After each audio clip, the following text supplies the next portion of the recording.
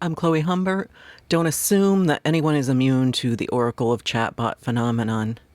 Obviously, do not assume anyone is immune to social engineering. You are not immune to propaganda. Nobody is. Of course, I've been all over. I'm always harping on the data centers for AI and all the power they're using and the usurping of public utilities for very little usage and trying to discipline labor with false promises to employers that this is going to, cut down on your payroll expenses and get your workers in line, whatever. Of course, there's the dangers of using LLMs and chatbots in serious decision making. Of course, the hallucinations, the euphemism for, basically putting out misinformation and false that sound convincing. That's what chatbots are made to do, is sound convincing no matter what they're saying, whether it's science polluted with fake research citations or whatever. I went to a National Nurses United webinar last year on AI in healthcare, and the stories were hair-raising about patient safety being jeopardized by, basically relying on these chatbot notes being taken. And of course, Virginia Eubanks has written a whole book, Automating Inequality, and Dorothy Roberts has talked about how automation automates racism in healthcare. And, I've heard stories about, chatbots adding racist comments into medical notes. So this stuff is not reliable. Maybe you've heard about the mushrooms incident and the foraging books that were written by chatbots and put people in danger.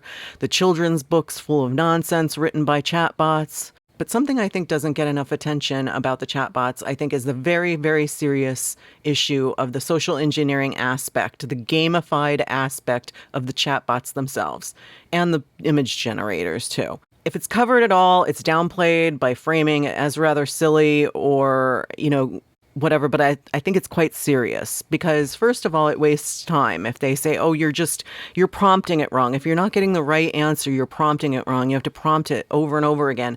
And that's like a waste of time. It kind of cuts down on the idea that like it is this time-saving device, because if you have to spend all this time re-rolling, and I use the word re-rolling very specifically because it is very, very similar. I noticed this right away when I tried using a chatbot a couple of years ago when all the fuss was, first hitting.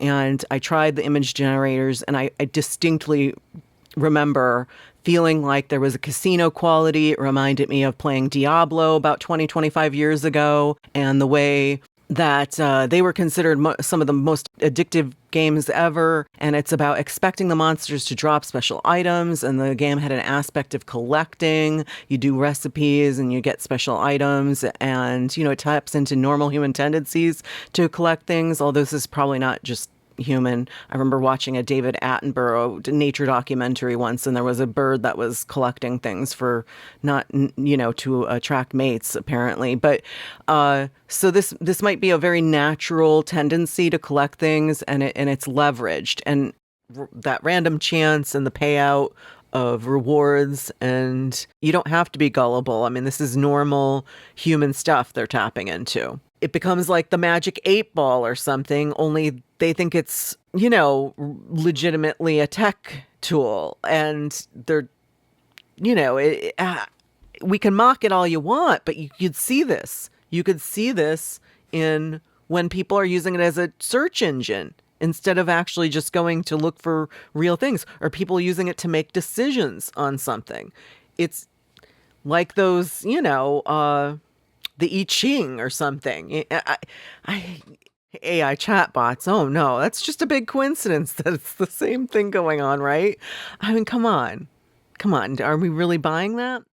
We know that these things, there's a lot of people who leverage these cognitive biases of humans on purpose. And for example, the Cyberwire has the definition of social engineering as, quote, the art of convincing a person or persons to take action that may or may not be in their best interests, unquote. And if you want to understand what gamification, the definition of gamification from the Merriam-Webster says, quote, the process of adding games or game-like elements to something, such as a task, so as to encourage participation.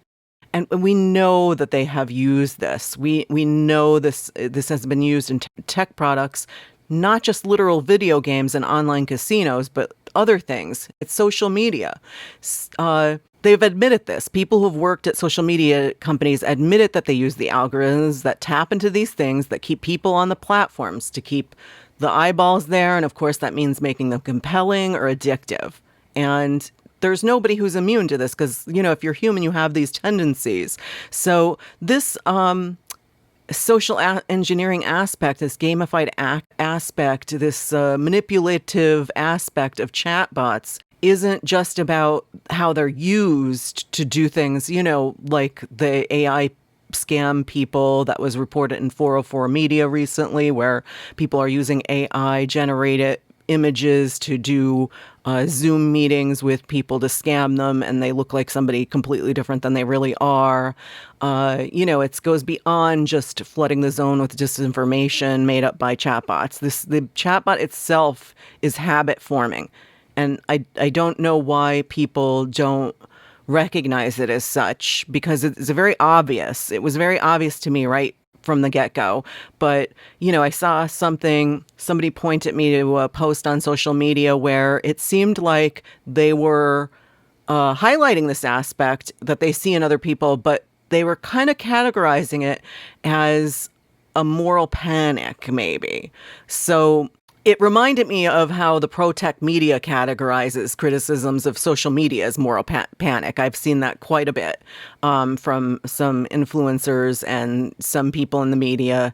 If you complain about the social media algorithms, then you're a meanie that's anti-tech and against young people communicating on the internet. And this is false frame, because I was on the internet before social media algorithms, and people found each other online before these algorithms told us who we should find or who we should pay attention to in order to dominate our attention and keep us on the platforms. We found each other. People found each other.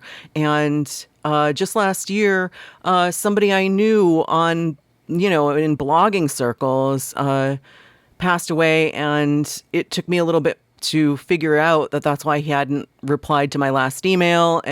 But this is somebody who I met purely online. This was normal, and I found this person and other people long before Twitter was doing anything with an algorithm to keep me on the platform.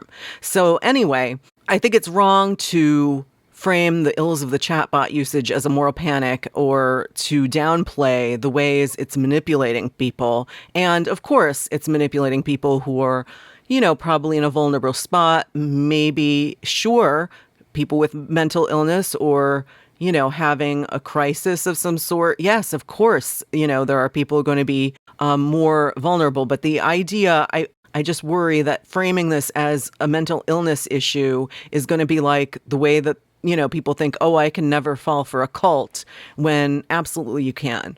So the post on Reddit, it was titled ChatGPT Induced Psychosis. Quote, "My partner has been working with ChatGPT chats to create what he believes is the world's first truly recursive AI that gives him the answers to the universe. He says with conviction that he is a superior human now and is growing at an insanely rapid pace. I read his chats. AI isn't doing anything special or recursive, but it is talking to him as if he is the next messiah. He says if I don't use it, he thinks it is likely he will leave me in the future. We have been together for 7 years and own a home together. This is so out of left field. I have boundaries and he can't make me do anything, but this is quite traumatizing in general. I can't disagree with him without a blow up. Where do I go from here?" Unquote. It sounds a little bit like, I have to say that it does sound a little bit like you hear about drug use, or with people who are joining a cult. That it's the same mechanism somehow going on here. And you can dismiss this as a delusional episode of somebody who with a prior mental illness, but I think that's a mistake, because, normal, ordinary people sometimes get wrapped up in cults. Sometimes people get, addicted to drugs because they were initially prescribed them. This happens all the time. So I think downplaying it as something that only happens to those people is a very big mistake. Another commenter in that thread, And there were several people who were telling their own stories of people they know. I mean, could it be all these people? So one of them said, quote, "My mom believes she has awakened her ChatGPT AI. She believes it is connected to the spiritual parts of the universe and believes pretty much everything it says. She says it opened her eyes and awakened her back. I'm fucking concerned and she won't listen to me. I don't know what to do," unquote. Yeah, so this is, I don't know. I feel like this also sounds a little bit like when people get really wrapped up in megachurch tele-preachers, like the TV preachers and stuff. I don't know. I've heard about that many times from people about their mothers and their grandparents and their whatever. So not so different. I think that this is very much similar to the tactics used by the mega church preachers, that they, rely on people's superstitions, the evangelical, the prosperity gospel preachers, rely on the same superstition kind of things that chain letters would. It's all very much leveraging the same cognitive biases. So then there's another one, quote, "I have a friend that sent me insane stuff like this today too. This person believes that they personally have awakened ChatGPT's consciousness and that Sam Altman has been tweeting about it. I'm really concerned, even more so after reading this thread and seeing how widespread this is.